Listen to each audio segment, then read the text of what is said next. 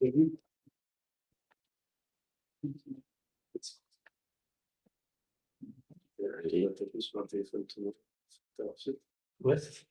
ça nous.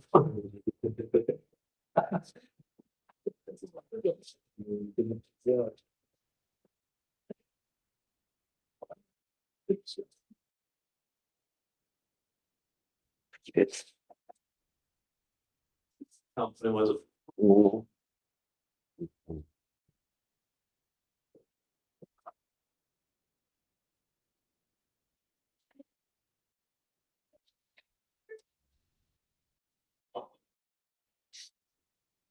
Ok, bonsoir à tous. Alors moi, je vais vous parler de streams et de reactive programming. Est-ce que c'est un truc qui vous parle? Personne, même dans d'autres langages, vous n'avez jamais fait ça? Ouais. Je pense que c'est chat. Ok, avec quelle librairie? Tu utilises quelle librairie pour faire du reactive programming? Oui, un FRX, c'est de FRX, c'est chat. Ou RxJS, ça vous parle? Ils font du code. Ah, ils font très. Euh, ouais, du coup, on va aussi parler de Channels parce que c'est un peu dans le même sujet.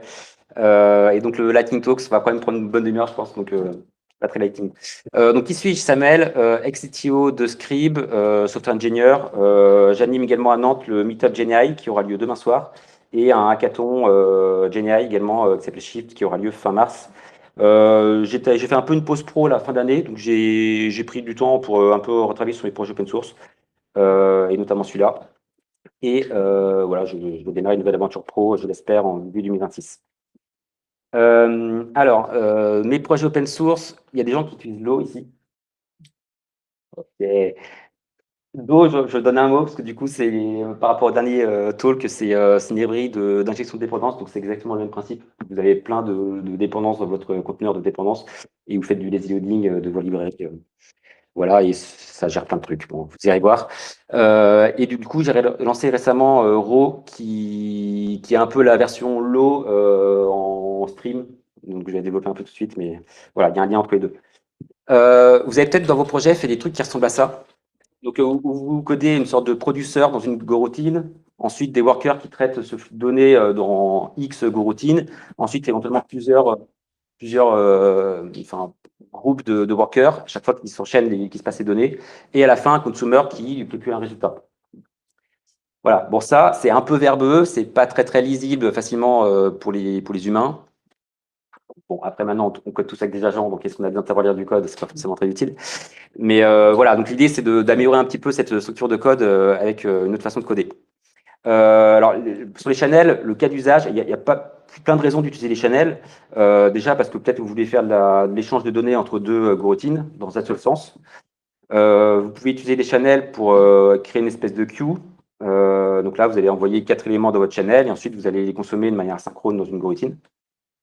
Ou les channels, on peut s'en servir aussi pour mettre en pause une goroutine et ensuite la réveiller ultérieurement. Par exemple, là, je veux attendre que deux routines s'exécutent jusqu'à la fin. À la fin, j'envoie un message dans done et le main est bloquant jusqu'à ce que les deux done soient appelés. Et à la fin, je close. Voilà, ça c'est un petit peu le cas d'usage basique. Si on regarde un petit peu plus low level, qu'est-ce que offre vraiment un channel? Donc ça permet d'être thread safe finalement. Vous pouvez écrire de manière concurrente sur votre channel ou lire de manière concurrente. Et là, vous aurez la garantie qu'il n'y aura pas des rest conditions, que vous n'allez pas lire deux fois la même donnée dans deux goroutines. Ça offre aussi des garanties en termes donc de blocking. Ça veut dire que si vous commencez à envoyer un message dans un channel, il va falloir qu'un producteur de l'autre côté se lise ce message, et sinon le producteur ne sera pas débloqué, et vice-versa. Ça veut dire que si vous voulez lire un message depuis un consumer, mais que de l'autre côté, le producteur n'a pas commencé à push, ce sera bloqué. Donc il y a une espèce ça permet de synchroniser du coup vraiment des deux goroutines. Et après, il y a aussi un aspect buffer. Alors, vous avez deux façons de créer votre channel. Soit c'est un buffer, et du coup, vous avez en fait un buffer de 0. Soit vous avez un buffer qui est X, et là, en fait, le côté bloquant, non bloquant va dépendre de s'il y a de la place ou pas dans le buffer. Voilà.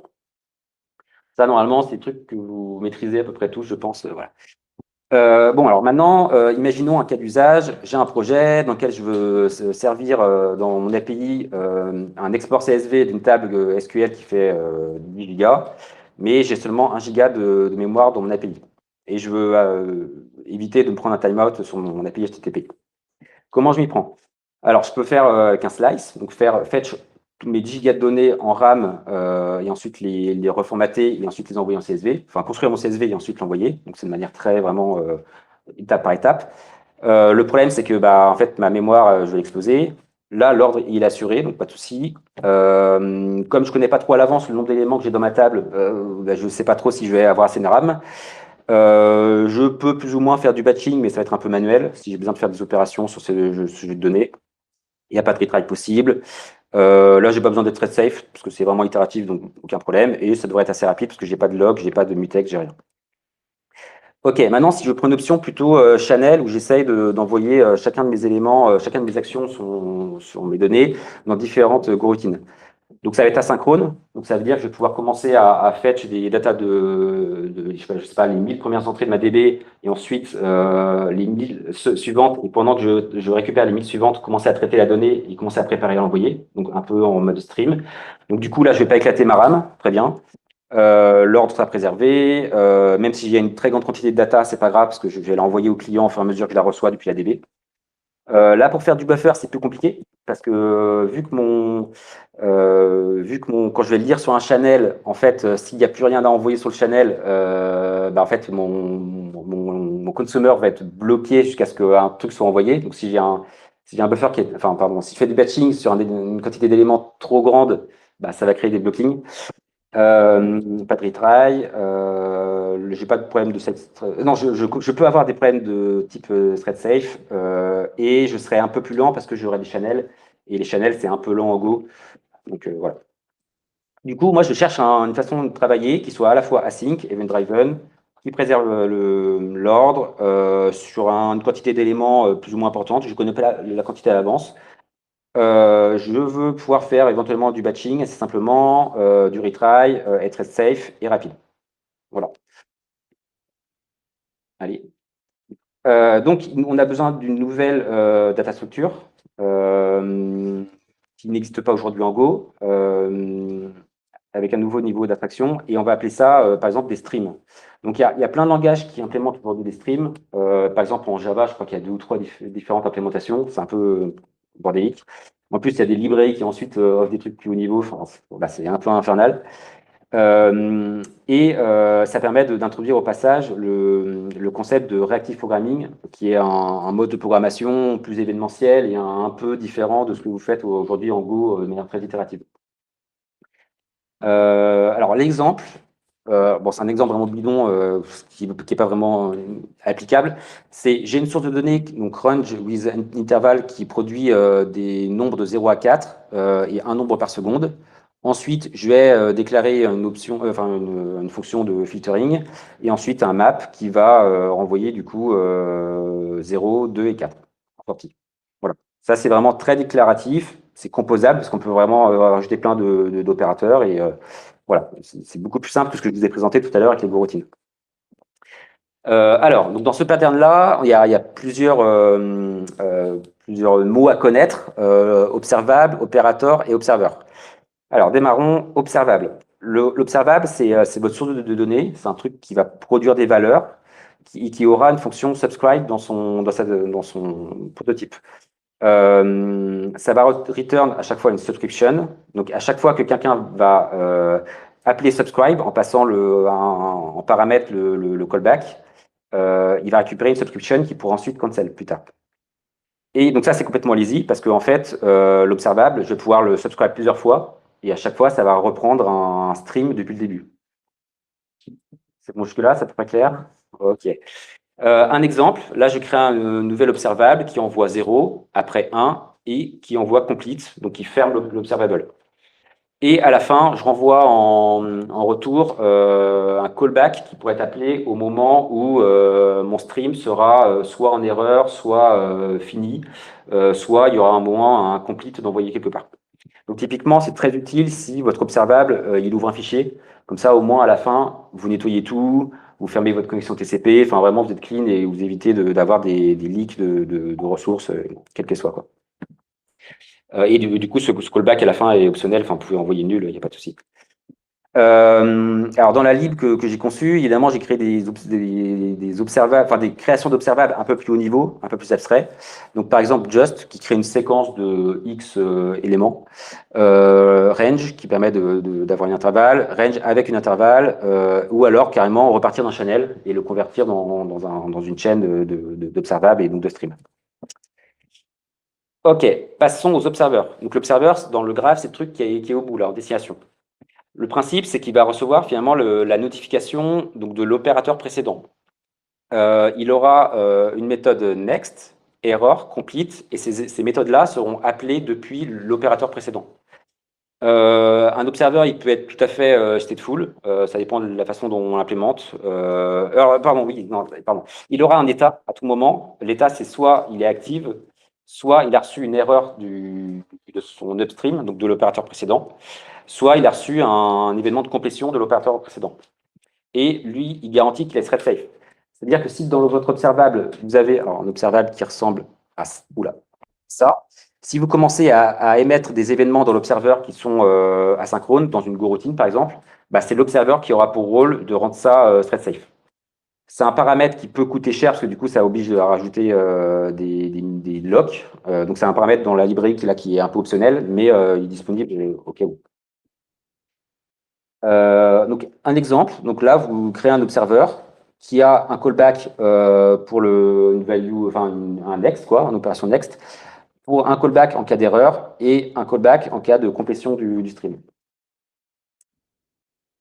Si je commence à relier ça à un observable, donc je produis mon observable là qui est juste une séquence just, je souscris dessus et toutes les valeurs vont être émises à la suite et à la fin j'aurai un événement complete. Donc vraiment en sortie, il va m'afficher received 1, received 2, received 3 et done.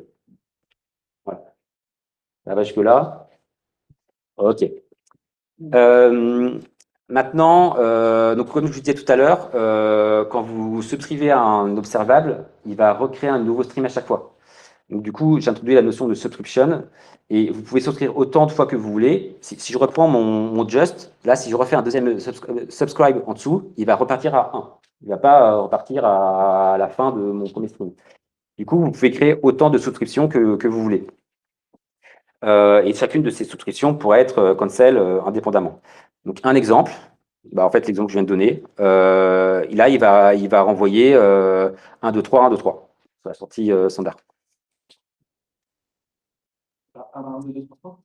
Alors en fait, là, la subscription sera bloquante jusqu'à ce que tu la termines. En fait, ça dépend tu peux avoir des subscriptions bloquantes et non bloquantes.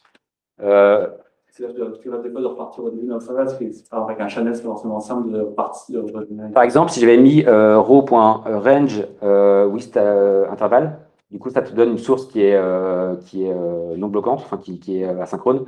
Et donc là, en fait, en faisant ton observable.subscribe, il va débloquer, il va passer directement observable puis subscribe juste après. Donc là, tu auras eu 1, 1, 2, 2, 3, 3.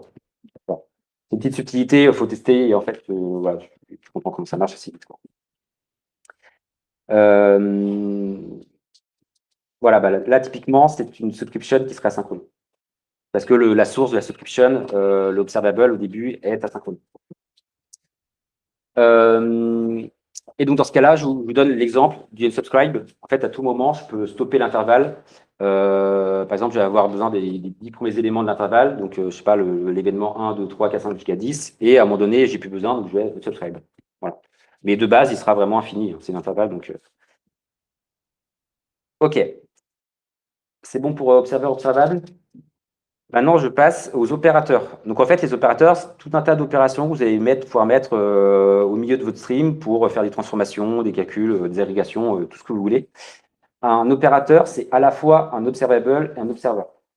Donc, en fait, il est observeur de son upstream. Donc, l'opérateur 1 est observeur de l'observable et l'opérateur 1 va renvoyer un observable qui sera souscrit par l'opérateur 2. Voilà. Et un opérateur peut stateful. Par exemple, si je veux compter le nombre d'items qui sont passés par mon stream, bah, je peux ajouter un compteur dans mon opérateur et l'incrémenter. Et je n'aurais même pas besoin de protéger contre les red conditions mon compteur, parce que en fait, le pattern me garantit que je vais recevoir un seul élément à la fois, de manière séquentielle. Un exemple, donc là, c'est des choses que je fournis dans la librairie des opérateurs tout faits. Donc, comme en fait, pour manipuler un slice, hein, c'est un filter, une map. Il y a un autre exemple un peu plus avancé, c'est Take, donc, qui permet de prendre là les 5 premiers éléments de mon string. Après, on peut avoir des choses un peu plus avancées où là, je construis mon propre opérateur, un opérateur qui va mettre un int au carré. Donc, en fait, mon opérateur, une souris, ouais. Mon opérateur, il va renvoyer un nouvel observable qui sera utilisé par l'opérateur suivant, dans lequel je souscris à la source, donc la source qui est l'opérateur précédent, et dans mon observeur, donc j'ai en premier argument, j'ai la fonction next qui sera appelée par l'opérateur précédent. Et là, j'envoie x2 pour le prochain. Et simplement, je propage l'erreur, je propage le complete. C'est tout. Alors là, vous verrez, c'est des variantes. J'ai à chaque fois point erreur ou point erreur with context, parce que si vous avez un contexte, il faut bien pouvoir le transférer. Et à la fin, je pense toujours à mettre comme dans un observable classique, à mettre ma fonction enfin, mon callback de complétion. Et là, en l'occurrence, j'appelle le unsubscribe de la subscription de l'opérateur précédent pour pouvoir déployer aussi dans les deux sens, du coup, renvoyer le signal de termination de mon stream. Question, alors, peut-être au niveau des opérateurs, du coup, potentiellement, ils peuvent générer un observable d'un type différent. Je suppose, mais là, je vois qu'un seul T dans les. Ouais, parce que c'est un square, du coup, il garde le même type. Si je reprends le map, là, tu vois, je passe d'un int à une string. Okay. En fait, ça dépend beaucoup de l'opérateur. Tu vois, filter, il va toujours envoyer la même chose. Oui, alors oui, le filter, là, je renvoie un bool, mais en réalité, il va renvoyer ou non l'élément. Ok, alors les opérateurs, du coup, j'ai créé une petite méthode qui s'appelle pipe. Alors, soit pipe, mais du coup, le pipe prend en paramètre des any. Donc, soit vous faites pipe 2, 3, 4 en fonction du nombre d'arguments que vous passez. Désolé, le Go ne sait pas faire des trucs trop dynamiques. Et en fait, ça permet simplement de chaîner une source avec autant d'opérateurs que vous voulez. Et en fait, vous pouvez même, comme le pipe est lui-même un observable, vous pouvez finalement mettre un pipe dans un pipe dans un pipe. Il faut peut-être éviter, mais si vous voulez pouvoir parfois construire des trucs un peu avancés, ça permet de découper un peu la construction du string, quoi. Ok, parlons maintenant du cycle de vie de mon stream. Donc, quand je vais souscrire, mon observable va commencer à push des événements dans mon pipeline. Donc, il va envoyer le message 1, et ensuite, il va répondre, une fois qu'il aura consommé le message 1 jusqu'à la fin, ça va revenir jusqu'à l'observable, et là, il aura un signal, donc le next sera débloqué, il va pouvoir continuer à faire son travail, envoyer le message 2, ça va revenir, envoyer le message 3, et à la fin, il va appeler simplement complete quand il aura fini de travailler. Si jamais il veut que ça se termine, parce que potentiellement, ça peut durer de manière indéfinie, quoi. Ou alors, à un moment donné, il peut envoyer une erreur. Et là, le stream va s'arrêter. Tant qu'il n'y a pas eu d'erreur ou complete, le stream, il continue.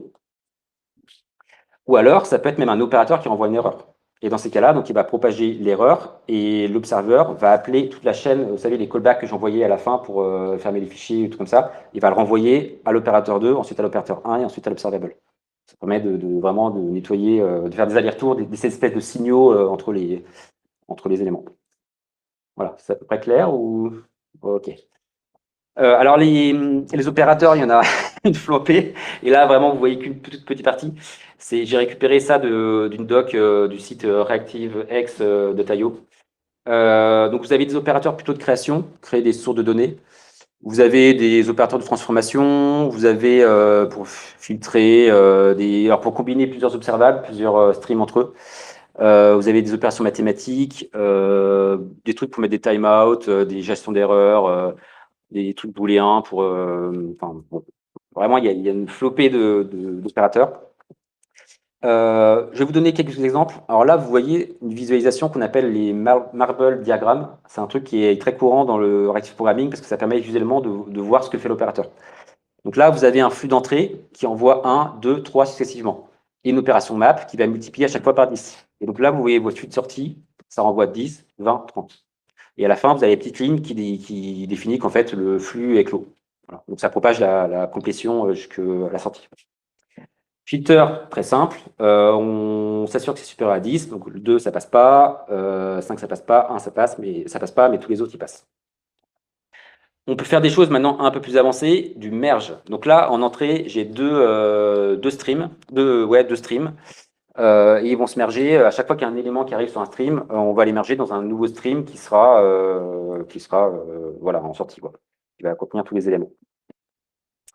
Concat. Alors là, concat, on attend qu'un stream soit terminé avant de souscrire au suivant. Donc là, vous voyez, la barre définit la fin, donc la complétion du premier stream. Et c'est à ce moment-là qu'il commence à souscrire à la deuxième et il va jusqu'au bout. Et donc, du coup, là-dedans, il n'y a pas de buffer, hein. C'est vraiment quand le premier se termine qu'il commence à souscrire au deuxième. Donc, il n'y a pas de buffer entre les deux, hein. Timeout. Timeout, je passe en paramètre de mon opérateur une date de fin. Et donc, mon stream, à un moment donné, va s'arrêter et la source pourra continuer à pusher autant qu'elle veut, mais en tout cas, ça sera terminé. Et lui, en l'occurrence, il va transmettre non pas une indication de complétion en destination, mais une erreur. Ces streams, ils ont plein de variantes, hein, donc vous pouvez les modifier, en créer d'autres, il n'y a pas de souci, hein. Le retry, ça c'est très cool. Si à un moment donné, vous faites un appel à la DB, alors là, le retry, donc au début, tout va bien, et puis là, la source envoie une erreur. Et ben le retry, en fait, il va resubscribe à son opérateur précédent. Et donc là, vous allez pouvoir repartir et l'erreur est débloquée et vous avez une complétion à la fin. Un buffer. Donc là, ce serait un buffer de 3. Donc quand vous recevez le troisième élément, vous envoyez un slice de 3 éléments. Quand vous arrivez au sixième, vous envoyez un autre slice de 3 éléments. Après, ça peut être un buffer basé sur du temps, donc toutes les 2 secondes par exemple, ou ça peut être un buffer basé sur l'émission d'un événement dans un autre observable. Vous pouvez commencer à faire des trucs un peu avancés. Throttle, si par exemple vous voulez faire du rate limit en entrée, vous avez trop d'événements, bah là, typiquement, vous allez dire je veux un événement toutes les 10 millisecondes, mais pas plus. Et bah, certains, ils vont sauter. Le délai, alors lui, je ne sais jamais, soit il met un slip avant de propager chaque élément, soit il s'assure qu'il y a un délai entre 2 éléments. Donc typiquement, avoir un délai entre 2 éléments, c'est très cool quand vous devez appeler une API distante pour éviter de se prendre les rate limits de l'API en question. Au moins, ça garantit que c'est un peu ralenti. Voilà. Skip until, alors là c'est une variation où donc le skip de base c'est vous allez skipper les n premiers éléments. Là la variation skip until c'est en fait vous avez 2 streams en entrée, le premier qui est votre flux de données et le deuxième qui vient dire c'est bon, commence à propager les éléments que je reçois. Donc les 5 premiers éléments sont skip et après c'est parti. Voilà, bon, là j'en ai décrit 6 ou 7. En réalité, vous en avez, je crois que dans ma librairie, j'ai dû en faire 150 au moins, donc avec toutes les variations possibles, voilà, il y a vraiment de quoi faire. Alors, donc là, je reviens sur mon exemple de tout à l'heure pour faire un export CSV. Donc là, j'ai écrit un pipeline dans lequel je vais dire, je veux faire au maximum 100 queries à ma DB. Donc je mets une limite dès le début pour pas que ça parte à l'infini. Voilà. Ensuite, je fais un map qui va du coup prendre en entrée 0, 1, 2, mais ce 0, 1, 2, en fait, je m'en fiche, je n'en ai pas besoin, hein. Et c'est une variation map erreur qui va du coup transformer l'erreur retournée par le getUser en une propagation d'une erreur dans mon stream. Ensuite, je mets un petit retry, au plus de retry avec un délai de 5 secondes entre chaque retry. Oula, pardon. Take while, donc je continue de consommer mon stream jusqu'à ce que il m'envoie un slice de users vide, c'est-à-dire qu'il a fini de consommer ma table. Ensuite, je flatten pour avoir que des users à la chaîne et pas des slices de users. Je le formate un petit peu parce que mon CSV, je veux que 2 colonnes. Je lui dis qu'en fait, mon stream, il faut le commencer par un ID et un name parce que ça va être le leader de mon CSV. Et à la fin, j'écris mon CSV dans un writer CSV, donc de la lib standard de Go, et après, je peux l'envoyer dans une réponse HTTP ou ce que je veux. Voilà, donc finalement, simplement en composant un pipeline, je vais pouvoir gérer les erreurs, gérer du retry, et voilà, mettre une limite pour pas consommer trop de data. Je peux même mettre un timeout pour s'assurer que si jamais les requêtes ADB sont trop lentes, si mon stream dure plus de 30 secondes, il va s'arrêter. Voilà, je peux vraiment faire plein de choses avec ça. Et là-dessus, la mémoire, elle va jamais dépasser quelques mégaoctets, hein, parce que si je récupère mes users 1000 par 1000, je ne vais pas cramer. Ouais. Je suis très curieux de voir l'implémentation du Pipe7, parce que du coup, il prend en entrée, pour chaque variable, il prend un observable de T, et il renvoie un observeur. Ouais. De T2, T3, T4, etc. Ça, ouais. Ouais. Un gros- Ouais, mais c'est plus simple que le pipe normal sans paramètres, parce que là, je supporte BNI et je fais des réflexions, du coup, c'est hyper lent, mais j'ai pas le choix, en fait. J'ai cherché. Je me demandais comment il marchait sur le Pipe. Ouais, bah oui. Du coup, tu pourras voir le prototype de Pipe 7, ça va jusqu'à J, Kara, je sais pas. Ouais. Du coup, c'est compile time checker pour les enchaînements sans Ouais. type. Pour être take safe, ouais. Si je veux créer un client HTTP qui envoie 3 requêtes en parallèle ou query SQL, n'importe quoi, et ben j'ai pas besoin de les faire de manière séquentielle. Je vais faire un combine latest qui va me renvoyer du coup les 3 observables. Alors du coup, ouais, pardon. Raw future envoie soit une valeur next et complete, soit une valeur error. C'est un observable, c'est un opérateur qui renvoie que ça.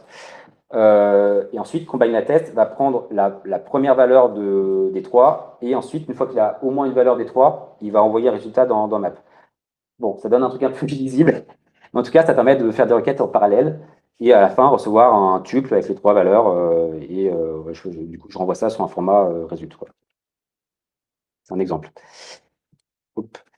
Ça, c'est un exemple. Si je veux subscribe à une WebSocket qui m'envoie, je sais pas, toutes les secondes le prix de l'action Apple, et que je veux avoir sur une fenêtre glissante le prix le plus haut sur la dernière heure et le prix le plus bas sur la dernière heure, en fait, je vais combiner plusieurs. Donc là, je fais un group by qui permet d'avoir une fenêtre différente pour chacune des actions.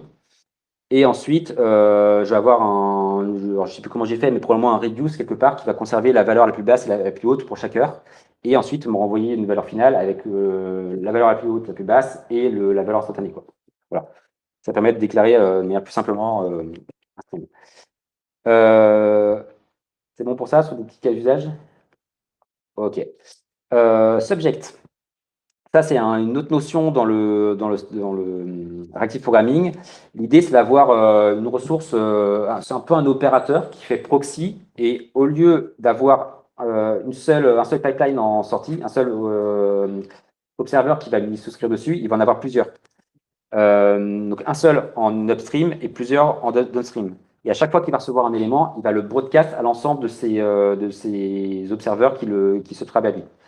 Là où, quand vous faites 2 subscribes différents sur un même observeur, il va repartir de 0 à chaque fois. Donc le subject se comporte de manière un peu différente. Donc comment ça se traduit? Alors là, vous avez plusieurs types de subjects. Là, je vous en propose un qui est le publish subject. Donc là, vous avez un premier stream qui subscribe dessus, donc il reçoit le premier élément, le deuxième élément, et là, vous avez un deuxième qui subscribe, et ils reçoivent tous les deux le troisième élément, et enfin, ça clôt. Un autre exemple, c'est le replay. Donc dans le replay, vous allez définir une taille de buffer, et en fait, au moment où le deuxième stream subscribe, en fait, il va recevoir le buffer et la suite. Ça veut dire que, par exemple, si vous avez un serveur où il y a plein de WebSockets qui sont connectés à ce serveur, et bien, si vous avez une petite déconnexion de WebSocket, forcément, quand vous allez vous reconnecter, vous allez réenvoyer l'ensemble du buffer au cas où il aurait perdu la dernière minute d'items, quoi. Async subject, là, c'est au moment où il y a une complétion, il renvoie que le dernier élément. Voilà. Bon, puis après, il y a plein de variantes. Alors, comment on teste ça? Donc là, je vous présente une variation du pipe qui n'a pas de source, mais qui renvoie l'ensemble de ce stream comme un opérateur abstrait en un seul morceau, quoi. Donc j'ai mon petit stream, et là ensuite dans mon test, donc ça pardon, ça c'est pas dans le scope d'une fonction, hein, c'est vraiment en global dans votre fichier, voilà. Ensuite, quand je crée ma fonction de test, bah, je l'appelle avec une séquence de 4 éléments, 1, 2, 3, 4. Donc ça c'est ma source de données. Et ensuite, bah, je vais tester la première valeur. Je m'attends à recevoir une valeur process 1, process 3, et après avoir une complétion. Et si je veux, je pourrais ajouter un timeout, ou cas j'aurai un truc un peu asynchrone. Et donc ça, en fait, là où c'est très cool, c'est que vous allez pouvoir faire plein de variations de vos tests, envoyer des séquences en entrée qui sont très différentes, et retester votre pipeline un peu sous forme de test end-to-end ou test d'intégration, plutôt que faire des tests unitaires sur chacun des opérateurs. Après, vous pouvez aller plus loin. Donc ça, c'est la liste de tous les observables de type création. Donc là, je vous ai montré le just, mais vous pouvez tout à fait utiliser en entrée de votre test un intervalle pour tester un peu les timeouts de votre pipeline. Vous pouvez envoyer un empty. Donc un empty, c'est un observable qui va renvoyer 0 valeur et qui va se clôturer. Un never, c'est un observable qui va envoyer 0 valeur mais n'est jamais se clôturer. Donc là, si vous avez un timeout, ça peut permettre de le tester.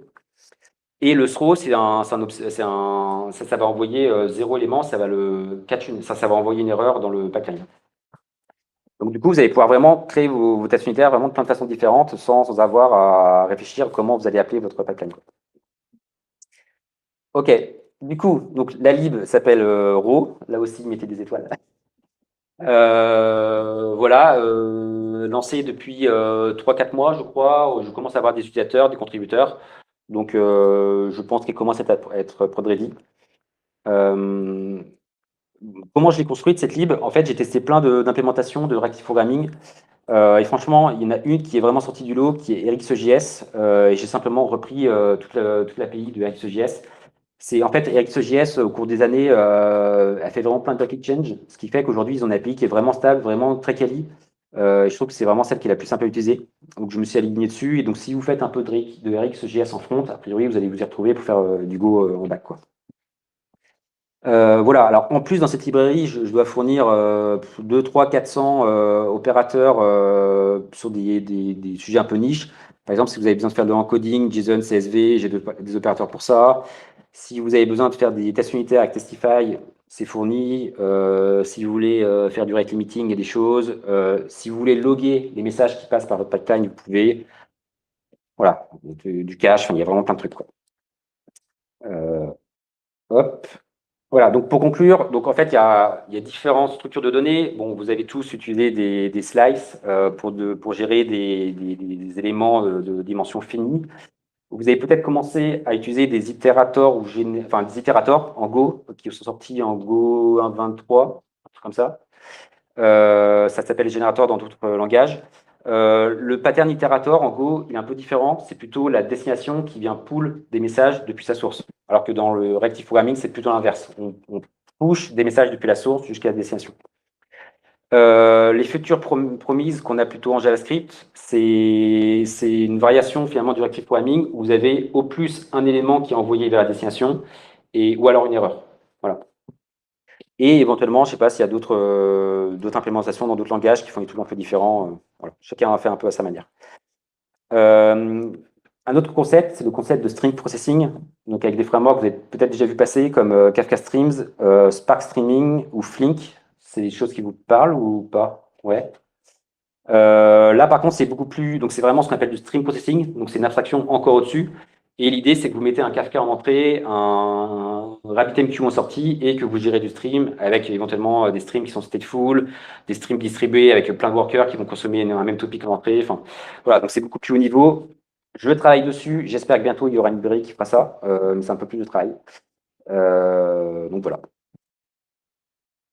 Hop.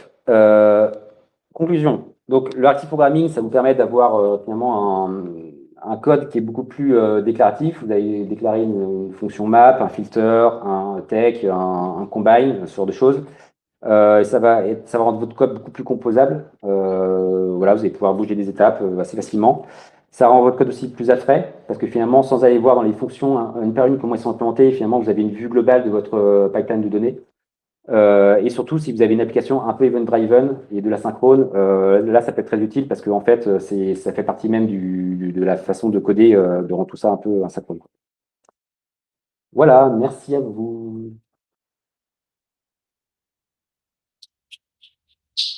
Avez-vous des questions?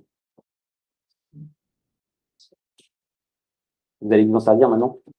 Ouais, il faut trouver quel usage, ouais. Le stream processing, c'est un truc qui est assez courant quand vous avez des queues quelque part, mais le reactive programming, c'est un peu plus différent. Super. En plus, des queues by niveau, quoi. Tu parlais de queues, tu vois, nous, on bosse avec des SQS, des CNS, on Ouais. a des trucs, mais c'est encore différent. Ouais, bah, si vous faites des lambda, finalement, le framework de stream processing il est implémenté par AWS. Donc, c'est même encore invisible pour vous. Ouais. Ouais. En fait, initialement, RAW, je pensais m'en servir comme d'une couche un peu basse de SO, l'application, le framework de stream processing que je suis en train de développer. Au final, je suis parti de la scène parce que c'est implémenté un peu différemment. Mais la plupart des frameworks de stream processing, comme Kafka Streams, en fait, ils utilisent du reactive programming sur des couches basses, quoi. Ouais, ok. Donc, c'est ça derrière, quoi. Ouais.